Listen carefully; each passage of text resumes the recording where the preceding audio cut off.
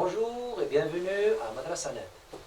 Aujourd'hui, nous allons parler du futur de l'indicatif avec les trois verbes, le premier, le deuxième et le troisième, plus le verbe avoir et le verbe être. Le futur, c'est un temps qui exprime une action à venir, qui se produit dans l'avenir, prochainement, qui ne s'est pas encore déroulé. Voilà.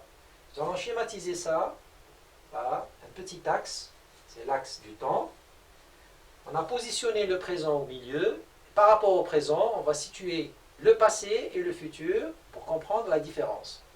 Le passé, il est avant le présent, donc c'est une action qui s'est déroulée avant.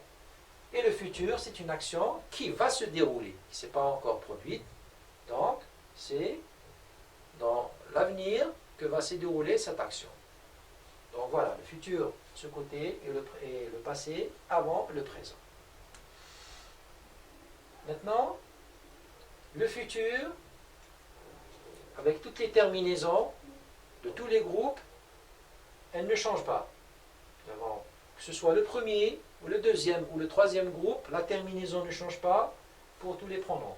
Donc je, que ce soit avec le premier, deuxième, troisième, aura comme terminaison le verbe RAI, tu, RAS, il, elle, RA, RA, nous, ça va être RONS, vous, REZ, il ou elle, c'est RONT. Vous allez comprendre avec les exemples qu'on va donner pour chaque groupe. Le premier groupe, nous avons, pour le premier groupe, la conjugaison, elle est simple. Elle n'est pas compliquée, vous allez comprendre. La terminaison de l'infinitif dans le verbe du premier groupe, pour cette terminaison, on prend l'infinitif, le verbe et l'infinitif, on lui rajoute les terminaisons suivantes. AI, AS, A, ONS, EZ et ONT. Exemple, nous avons le verbe chanter qui est là. On va prendre le verbe avec sa terminaison à l'infinitif. Chanter, on lui rajoute AI. Ça devient je chanterai. Tu chanteras. Vous voyez bien qu'on garde toujours le verbe avec sa terminaison à l'infinitif. Il, elle chantera. Nous chanterons. Vous chanterez. Et il, elle, au pluriel, chanteront. Jusque-là, j'espère que ce n'est pas compliqué. Par contre, il y a quelque chose à retenir, c'est que pour les verbes du premier groupe, dont la terminaison est à l'infinitif est IER, OUER et UER, il ne faut pas oublier que le E ne doit pas s'entendre dans la conjugaison. Vous allez comprendre avec l'exemple suivant. Pour le verbe plier qui se termine avec IER, vous allez voir tu plieras. Le E ne se prononce pas. Pour le verbe jouer, on garde toujours le verbe avec son infinitif, on rajoute la terminaison EZ, sauf que le E qui est là ne se prononce pas. Donc on aura vous jouerez, vous jouerez. Le E ne se prononce pas. Pour distribuer, qui se termine avec UER, on aura il distribuera. Le E, on ne l'entend pas. Pour crier, non plus, le E ne se prononce pas. Donc on aura nous crierons. Pour je nouerai, il est là le E, nouerai donc c'est le verbe nouer, c'est terminé par OUER. La prononciation ne se fait pas pour le E. Enfin, pour le verbe effectuer, qui se termine par UER, ils effectueront. Le E ne se prononce pas. Ça, c'est des règles, il faut les apprendre. C'est très simple par la suite. Maintenant, nous allons voir un autre cas de figure où il y a des verbes qui se terminent, qui sont toujours du premier groupe, mais qui se terminent avec YER. C'est-à-dire, le verbe payer par exemple.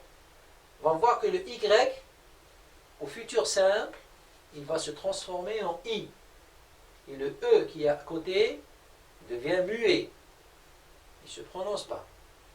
Exemple, payer avec YER devient je paierai. le I remplace le Y, et le E, qui est là, on l'a marqué en rouge, il ne se prononce pas, il est muet. On dira je paierai et non je payerai. Notez bien cela, c'est important. Pour le verbe nettoyer, lui aussi, il se termine par Y-E-R. Donc le Y va se transformer en I et le E va être muet. On dira il nettoiera, nous nettoierons, vous nettoierez. Toujours il y a le I qui remplace le Y et le E qui est présent mais qui est muet. Vous faites attention, c'est une règle très importante. Pour aboyer, même chose, le I va remplacer le Y et le E qui est là va être aussi muet pour tous les pronoms. Je, tu, il, nous, vous, toutes les conjugaisons et les pronoms. Pour tous les pronoms, vont avoir le I à la place du Y et le E sera muet. Voilà pour ce cas. Maintenant, nous allons voir les verbes du deuxième groupe. C'est toujours simple pour le deuxième groupe. Les terminaisons, les conjugaisons ne changent pas. Pour le verbe finir, ou bien agir, ou bien grossir, terminaison avec IR de l'infinitif, ça ne bouge pas, le verbe il reste à l'infinitif. On lui rajoute que les terminaisons qu'on connaît, AI, AS, A, je finirai, tu finiras, il ou elle finira. N'oublie pas que tu prends un AS, il faut faire attention parce que j'ai eu beaucoup de fautes. Nous finirons, ONS, vous finirez EZ, et enfin, il ou elle finiront ONT. Le deuxième groupe ne pose pas de problème. Ce cas-là est très simple. On garde le verbe à l'infinitif plus les terminaisons. Il n'y a aucun problème pour le deuxième groupe, normal. Passons maintenant pour le troisième groupe. Alors là, le troisième groupe, il y a quelques spécificités parce qu'il y a beaucoup de types de verbes. Donc, pour chaque verbe, pratiquement, il y a une petite règle. Nous allons voir, vous allez comprendre. Les verbes du troisième groupe, ils ont une terminaison, la même chose, comme pour les deux autres, le premier et le deuxième, qui ne change pas. AI pour je, AS pour tu, A pour il ou elle, ONS pour nous, EZ pour vous et ONT pour il ou elle. Sauf que pour certains verbes, les conjugaisons sont irrégulières. C'est-à-dire, l'infinitif qui se termine par E, au futur simple, ce E, il disparaît. Exemple, prendre, c'est un verbe du troisième groupe, avec pour lettre, à l'infinitif, la dernière lettre, c'est un E. Quand on le conjugue, au futur, ce E, il va disparaître. Nous aurons je prendrai, tu prendras, AS, il prendra, A, nous prendrons, ONS, vous prendrez, EZ, ils prendront, ONT. Donc ce E-là, il va disparaître. C'est une règle aussi. La plupart, je dis bien, des verbes du troisième groupe, dont l'infinitif se termine par un E, perdent ce E au futur. Ok?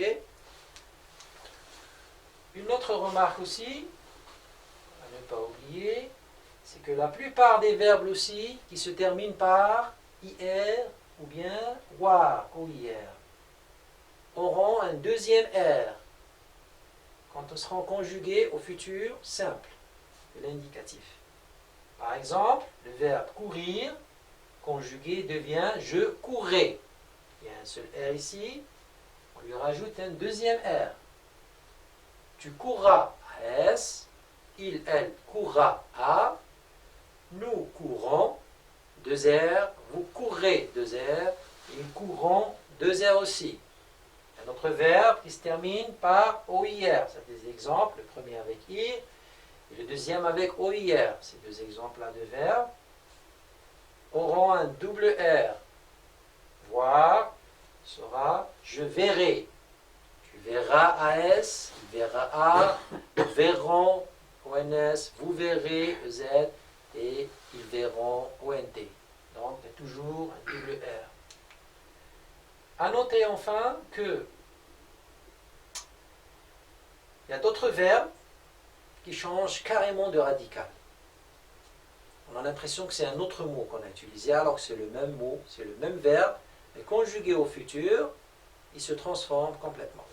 Exemple, verbe aller. Au futur, on dira j'irai.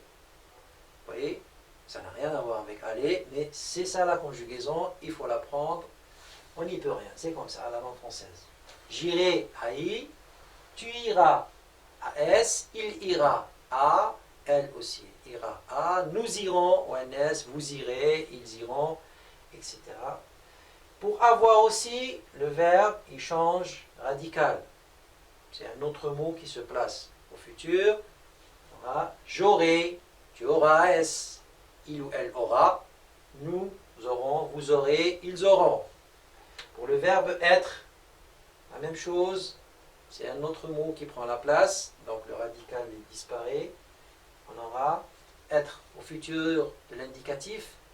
Je serai à I, tu seras à S, il sera à, nous serons au NS, vous serez EZ et ils seront au NT. Enfin, un dernier verbe qui va se transformer aussi dans la conjugaison future de l'indicatif, le verbe venir. Venir deviendra je viendrai à I, tu viendras à S, il, elle viendra à, nous viendrons au NS et vous viendrez EZ. Enfin, il ou elle au pluriel viendront au NT. Voilà, j'espère qu'on a fait le tour. Ce cours est terminé. Merci, au revoir.